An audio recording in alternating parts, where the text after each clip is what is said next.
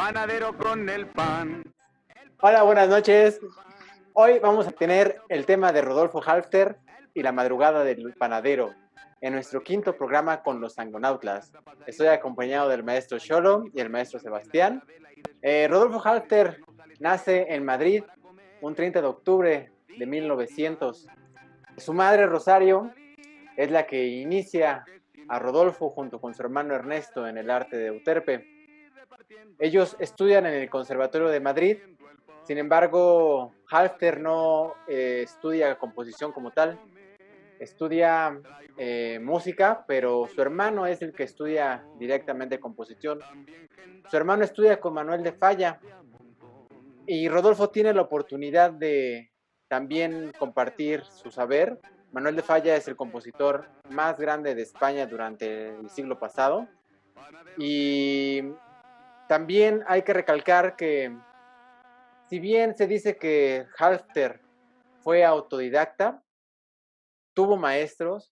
Su maestro de armonía en el Conservatorio de Madrid es Francisco Esbrí y indudablemente tuvo otros maestros. Y aunado a esto, él estudió muchísimo el Tratado de Armonía de Arnold Schoenberg y también era fanático de la música de Debussy. Halfter perteneció a un grupo llamado el Grupo de los Ocho o Grupo Madrid. En 1936 estalla la revolución, la Guerra Civil Española, y esta culmina en 1939 con la dictadura de Franco. Esto es decisivo en el destino de Halfter, ya que él era simpatizante del gobierno republicano, razón por la cual se ve obligado a exiliarse a México.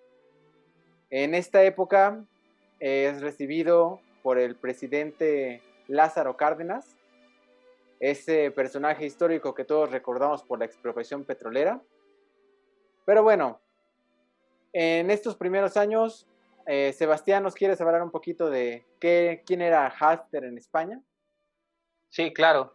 Bueno, un saludo a todos nuestros amigos y amigas que nos escuchan.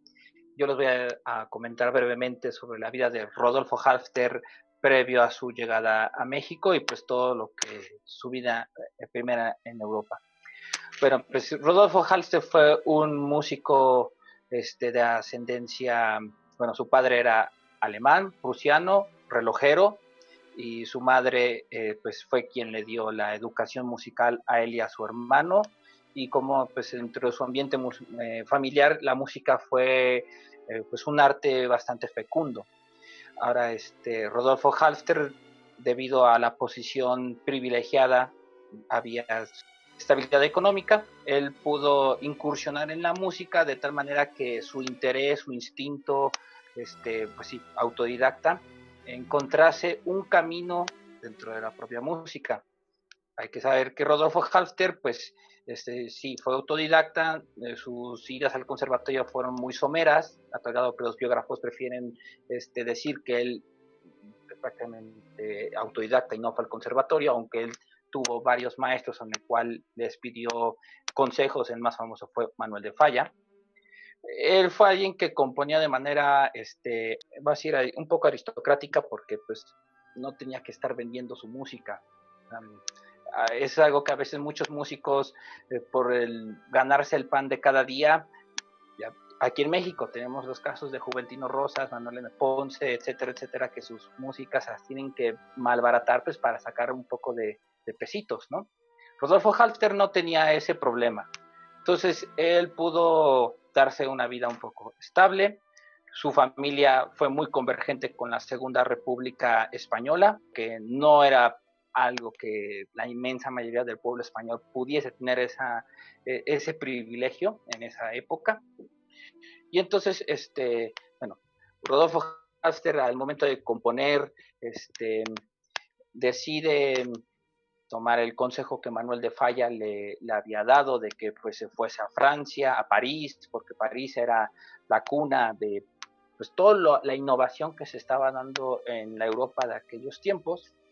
Y cuando Rodolfo Halfter llega a París, aún sigue en boga los ballets, a raíz de que Sergei Diaghilev y todos los la compañía de los ballets rusos, ahí saldría figuras emblemáticas del ballet como Anna Pavlova. Entonces, pues sí le dieron a París todo la meca del ballet en su tiempo.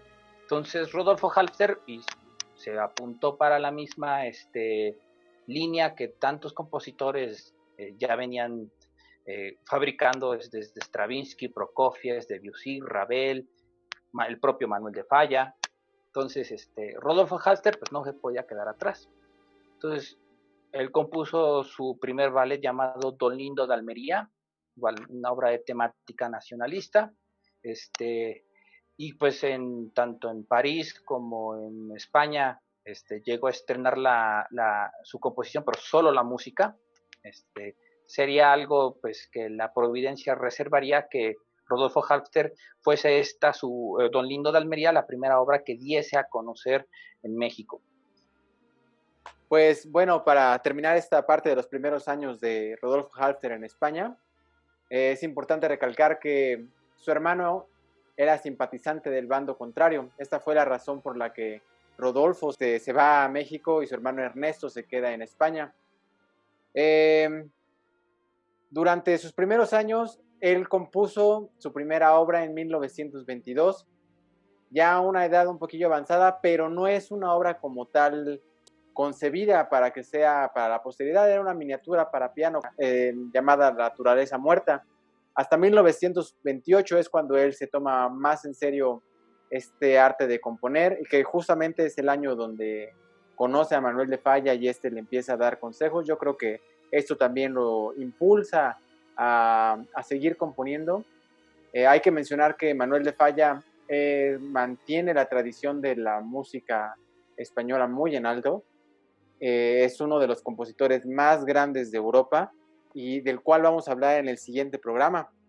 Entonces, hacia estos años, en 1939, como dije, llegó a México, recibido por el presidente Lázaro Cárdenas. Es el año del inicio de la Segunda Guerra Mundial, pero es el cine son los años de inicio de la más grande producción de arte en México, tanto en danza, como en cine, como en música, como en pintura. Ya son numerosos los nombres conocidos de esta época. Pero bueno, estamos en 1940, Beto. ¿Qué quieres contarnos? Yo quiero agregar, yo quiero agregar algunas cosas bien importantes para hablar ya sobre el 1940. Primero, estamos frente a un compositor que es nato, que tiene el talento nato, porque ser autodidacta y estudiar los tratados de Schoenberg creo que no es como gran cosa, de verdad, o sea, perdón, no es como mínima cosa, de verdad que uno necesita tener un cerebro muy bueno y de verdad comprender mucho. Claro, tuvo maestros, tuvo guías, y sin embargo es importante destacar que estamos frente a un músico y compositor de un talento enorme. Como dice Pedro, si su primera composición fue a los 22, no significa que estuviera viejo, no, porque la verdad es que yo no he compuesto nada, ¿no? Pero creo importante destacar el buen sentido de Halfter. Si bien la mayor parte de sus obras contienen un muy buen sentido del humor, cuando uno las interpreta, cuando uno las estudia y cuando uno está escuchándolas, en este caso desde la dirección. Entonces creo que es importante que los jóvenes compositores no hagan como esta parte visceral, ¿no? Que es parte del ser humano. El buen sentido del humor siempre debe tenerlo una obra, debe de plasmarse. Claro, aún en la seriedad más profunda, siempre hay momentos de seriedad, pero siempre hay momentos de buen humor que hacen que una composición se disfrute, ¿no? Y sobre todo se tiene que lograr.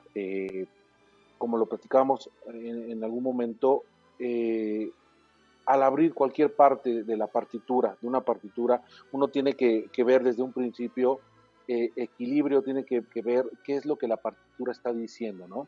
Puede parecer a lo mejor un poco confuso lo que estoy diciendo, pero sin embargo, creo que es entendido que si abrimos una partitura y vemos algunos cambios de textura, algunas cuestiones que nosotros identifiquemos, creo que estamos hablando de un buen compositor. Y Halfter, pues bueno, Halfter tiene un sentido del humor tremendo y tiene las herramientas.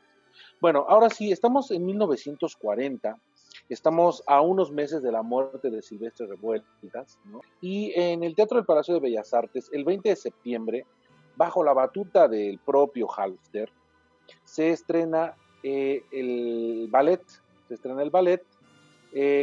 como ya se comentará en un momento, con la coreografía de Anna Sokolov y con los decorados de Manuel Rodríguez Lozano, ¿sí? Posteriormente, la suite orquestal se crea 8 años después, ¿no? Está estrenada en Jalapa bajo la batuta de José Ives Limantour.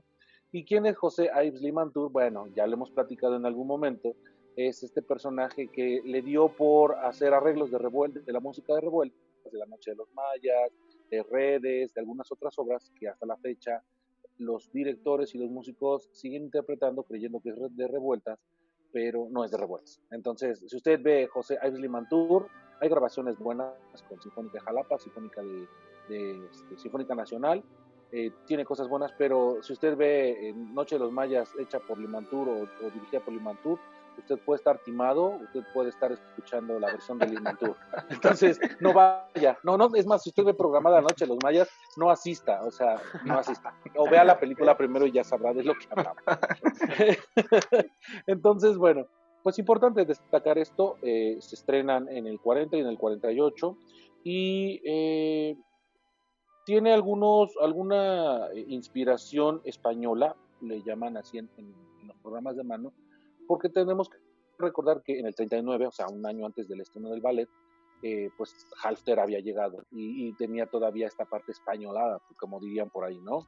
El sentido de la obra, bueno, totalmente neoclásica, porque a Halfter no le chocaba la parte romántica de la composición, ya estaba harto, ¿no? Sebastián ahorita nos hablará un poco acerca de eso, pero importante que esta obra neoclásica tiene toques neoclásicos, cíclica, ¿no? En la parte del final podremos escuchar reminiscencias del inicio, de la entrada, y me quiero reservar un poquito el derecho de continuar para poder ya hablar netamente de la música y de algunas anécdotas de esta obra, para que Sebastián nos cuente un poco más acerca de lo que falta. Va que va. Me gustaría recordarles que en la cajita de descripción está la obra para que la escuchen. Y ya que están por ahí, se van a la derecha y le dan un clic en el botón de suscribirse, por favor. Estamos ya en México. Cuéntanos un poquito de su trabajo como compositor de ballet, Sebastián. ¿Qué es lo que hacía Rodolfo Halfter? Sí, mira, Halfter cuando llega aquí en México le toca pues coincidir, o bueno, todo se configuró para que conociese a las personas más adecuadas para poder consagrar artísticamente estos espectáculos. Y pues Rodolfo Halfter, al poco rato que llega aquí a México a mediados del 39, conoce a dos maestras bailarinas que destacarían, harían mucho por México en esta época, que es Waldin von Falkenstein y Anna Sokolov. Y estas dos maestras bailarinas, cada una con sus posturas, pues deseaban darle un nuevo brío a la danza mexicana, más allá de pues sí, de la danza del venado, las danzas jaliscienses, etcétera, ¿no? O sea, había que traer una innovación con la danza mexicana y era igual exactamente lo que pasaba con la música nacionalista de los años 30. Entonces, Rodolfo Halfter conoció a estas dos bailarinas, pero él, al parecer, tuvo mayor colaboración y simpatía por Anna Sokolov. Anna Sokolov fue la fundadora del primer grupo de danza moderna mexicana, que en 1940 estrenó la obra de Don Lindo de Almería, la que habíamos dicho que fue la primera obra grande que Rodolfo Halfter aquí en México estrenó. Y meses después, ya cuando es en septiembre del 40, ya aparece entonces este grupo de danzas modernas, había cambiado de nombre a La Paloma Azul. Y sería la paloma azul lo que cimentaría básicamente lo que es la danza moderna mexicana, y que pues para que en todos los 40 y parte de los 50 seguiría dando mucho de qué hablar esta parte, pero bueno, eso es al fin y al cabo otro pastel. Bueno, entonces Halfter colabora con Sokolov. Ella es de la escuela vanguardista estadounidense, a diferencia de Falkenstein, que es de la expresionista alemana. Y pues bueno, o sea, ambos empatan ideas, saben que mientras Rodolfo Halfter va a componer un ballet que siga, bueno, es de estética neoclásica, ese neoclasicismo muy voluntariamente él decide ser militante de esa postura, porque bien Beto ya mencionó, Halfter no tenía muchas simpatías por el romanticismo, porque al fin y al cabo ya el romanticismo ya había durado más de 100 años, se necesitaba algo nuevo. Entonces, el que se haya ido al neoclasicismo también es en perengón a todo lo que venían haciendo los compositores españoles de las primeras décadas del siglo XX, de rescatar y repensar a sus antiguos compositores del 17 y del 18, que los más destacados de esa época en España son Domenico Scarlatti y Antonio Soler. Entonces, en base a la música de estos compositores, él se inspira y crea nueva música, porque también él en otros ballets, porque Halfter fue alguien que escénicamente tuvo más simpatía por el ballet que por la ópera,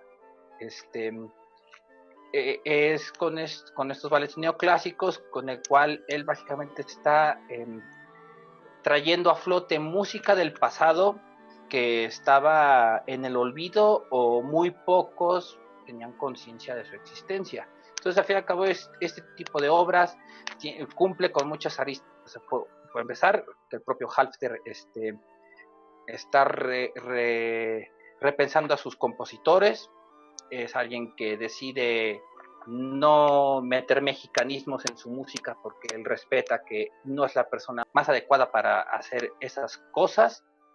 Y pues el argumento, bueno, ahorita en un momento Beto nos va a decir el argumento tan picaresco, muestra que pues a nosotros mexicanos también nos agrada esa burlesca, y pues Halfter pues supo agarrar esa sustancia de gracia, aunque musicalmente él suena a su escuela, a la escuela española de Manuel de Falla y demás.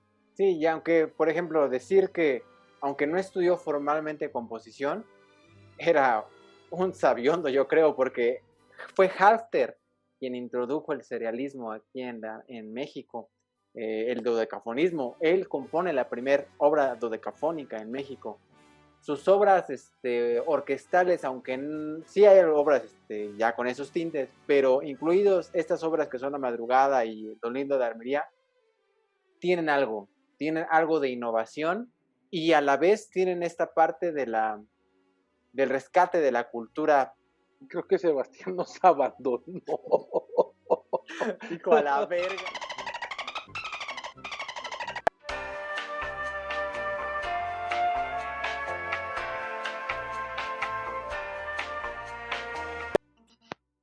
¿Qué onda? Ahí está de nuevo. Perdón. No, también el Pedro, o sea, todo lo que nos pase ahorita para grabar es culpa de Pedro, güey. O sea, No. Bueno, como decía, todos sabemos de esta parte de la conquista de los árabes en España, y la herencia cultural y la mezcla de la música árabe con la española y con la francesa es algo que tiene en consideración, y no porque pensara tal cual, ¿no? Simplemente porque es parte de su cultura. La rítmica, la métrica, el mismo nombre de las piezas, de las obras, ¿no? Las famosas seguidillas y ese tipo de cosas. Pero bueno, ahora sí, Beto, cuéntanos de La Madrugada del Panadero. Bueno, les voy a hablar un poco del argumento, y quiero comentarles que si usted es panadero, tenga mucho cuidado, trate de no salir de su casa, y les voy a contar una historia que está muy interesante y es muy jocosa, y aquí habla del sentido del humor de Halfter al momento de componer este libreto. Bueno, el libreto del ballet nos habla de una panadera que, siempre coqueta y de cascos livianos, se deja consentir por los más guapos galanes del pueblo. Una noche, contando con la ausencia del panadero, cita a varios de sus pretendientes en la panadería, o sea, no uno, sino en ese momento dijo, bueno, pues va. Comienza entonces una divertida comedia de enredos, muy a la usanza de los sainetes antiguos. De improviso, regresa el panadero. He aquí, por eso se llama la madrugada del panadero, porque él llega antes de lo que tenía que llegar. Y la panadera no encuentra otra solución a su dilema que esconder a cada uno de los galanes en un saco de harina. Dada la medianoche, los mancebos intentan huir saliendo de sus sacos, cubiertos de harina de pies a cabeza. El ruido despierta al panadero, quien, ante la macabra visión de los jóvenes totalmente blancos, cree estar ante seres fantásticos en una pesadilla. Para mayor desconcierto del panadero, los empolvados galanes permanecen inmóviles como estatuas de yeso. Para salir del apuro, la panadera finge la mayor sorpresa y, blandiendo una enorme pala, arremete contra los galanes y los obliga a meterse por la boca del horno de la panadería. Pocas horas después, al amanecer, los primeros madrugadores llegan a comprar el pan, pero en vez de las tradicionales hogazas, del horno emergen los galanes bien cocidos y doraditos para regocijo de todos. Entonces, esto nos deja varias enseñanzas. Si usted es panadero, tenga cuidado. Si usted va a comprar pan, no vaya a comprar pan tan de mañana. Si usted va a comprar pan de mañana y no se encuentra su hogaza de pan y se encuentra algún pan con forma de fémur o de cráneo, no lo compre, váyase en ese momento a la panadería. Y bueno, y la otra es, qué sentido del humor tan maravilloso, cómo poner esto en el libreto y sobre todo llevarlo a la música, ¿no? Bueno. Y plasmarlo también en la música, deja de decirte, porque Claro. como bien dijiste que era una obra muy bien escrita, es de esas obras que cuando tocas te transmite la alegría y cuando la escuchas. Y cuando la diriges, más. Y cuando la diriges. Voy a comentar. Y cuando la ves, ¿no? Y cuando la ves. Bueno, porque sí. sí, o sea, ver a la panadera, yo creo que encontrársela no fue cosa menor, ¿no? A las bailarinas, a las socolivers, ¿no? Quiero comentar dos anécdotas aquí importantes.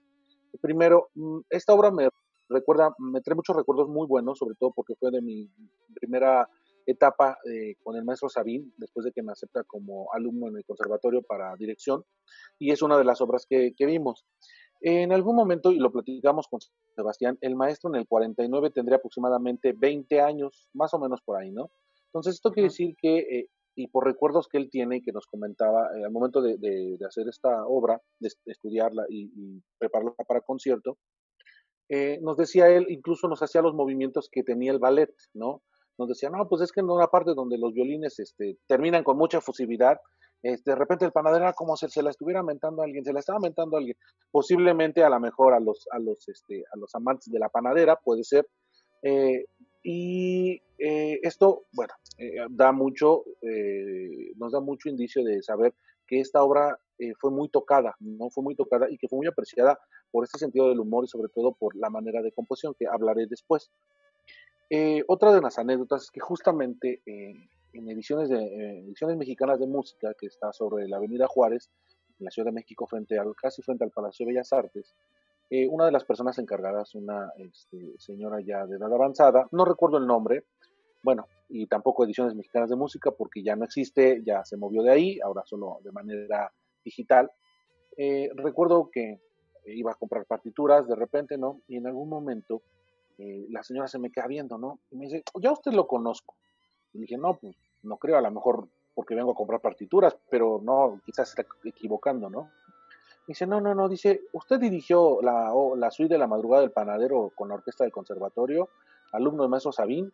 Digo, sí, le digo, sí, entonces sí soy yo. Me dice, mire, la verdad es que yo fui a ese concierto porque eran conocidos amigos, esta persona y el maestro Sabín. Dice, el maestro Sabín me invitó, dice, me invitó al concierto, y la verdad es que a mí es una de las obras que más me gusta porque a mí me tocó verla dirigida por Halfter en algún momento y dirigida por el maestro Sabín.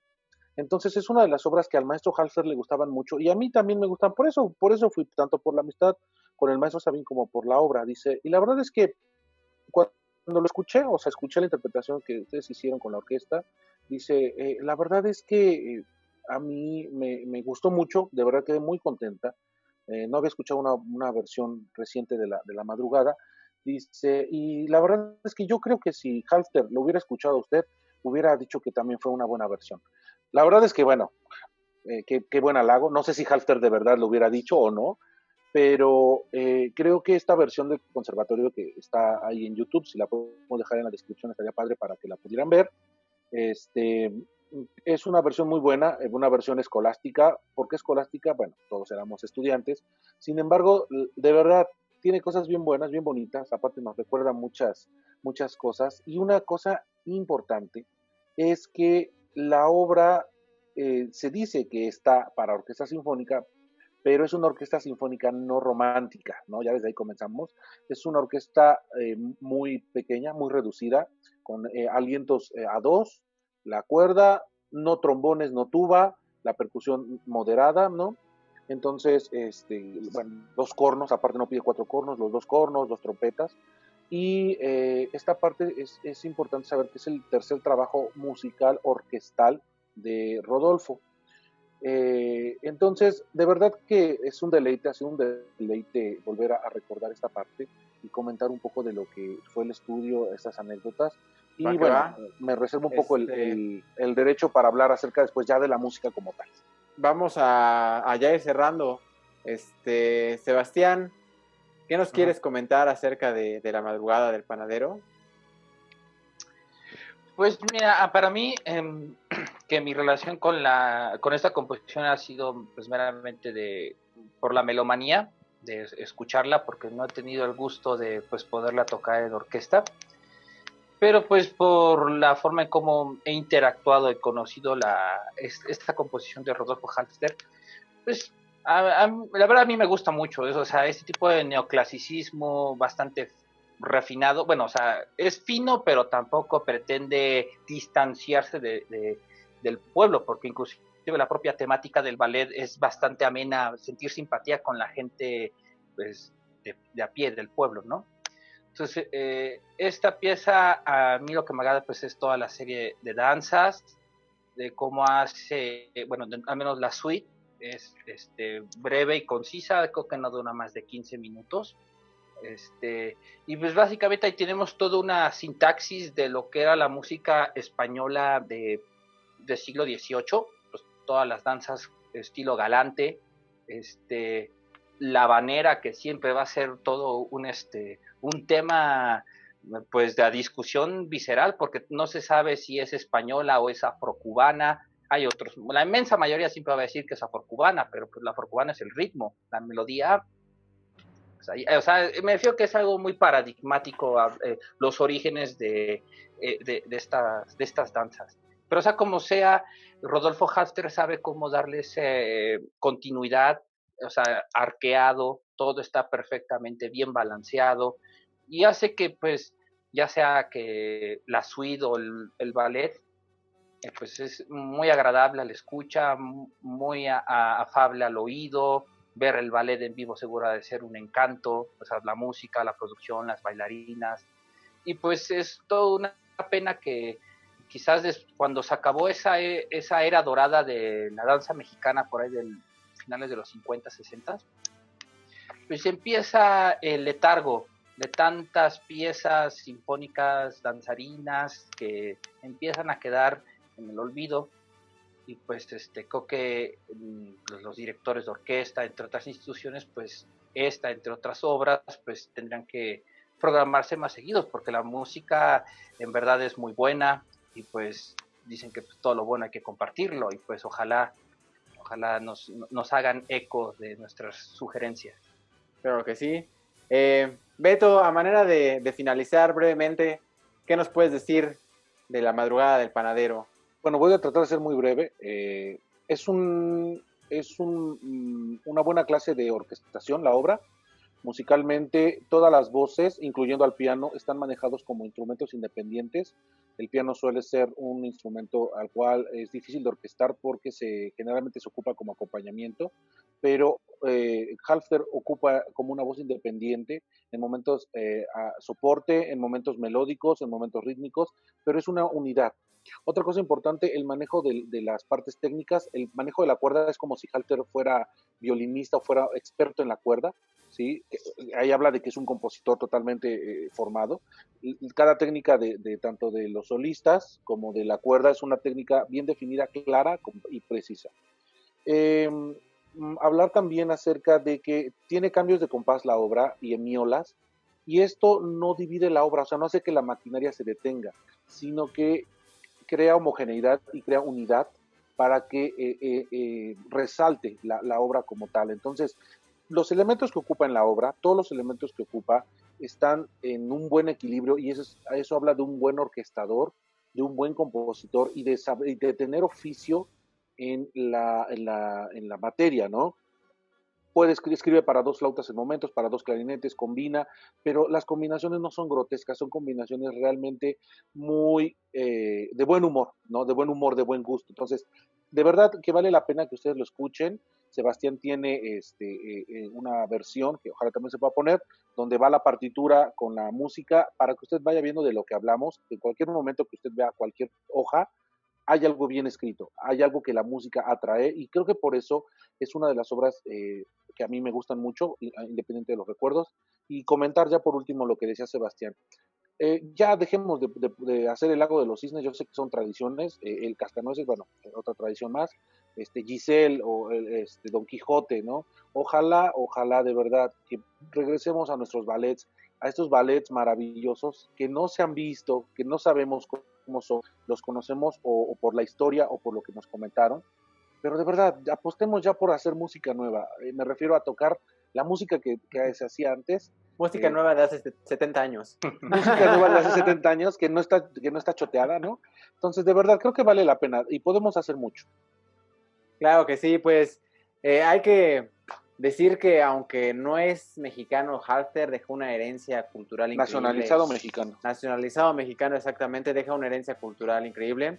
Es él el compositor de la música de esta famosa película de Luis Buñuel, que son Los Olvidados, que también, si no la han visto, tienen que darle un ojo a esta película.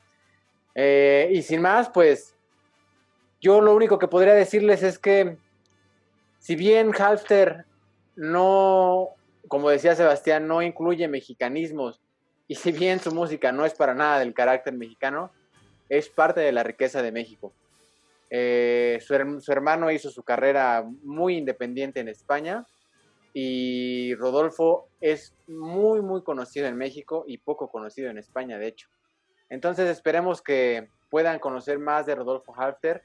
Hay muchas obras escritas, tiene su concierto de violín, tiene muchas obras sinfónicas, tiene piezas seriales que son innovadoras, bueno, fueron innovadoras en su momento.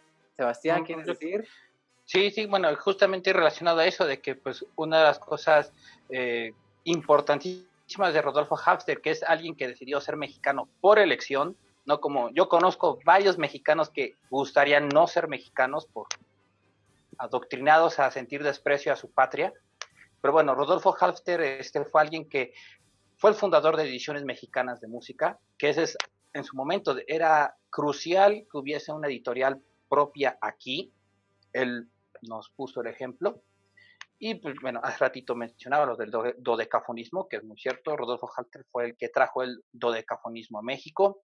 Quizás no fue el mejor compositor en esa estética, pero vaya, es alguien que aporta a la cultura general nacional de innovar.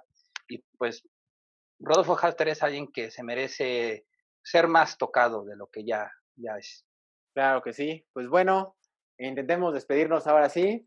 Prometo a la próxima grabar bien estos videos para no andar tan a las prisas, pero ¿algo más? Rápidamente, si no, eso es todo. Pues nada más que se suscriban, que nos manden comentarios, estamos a la orden de ustedes para cualquier cosa. Y bueno, nos estaremos viendo en el próximo video. Va que va, cuídense todos, adiós, bye bye. Bye. Bye, bye.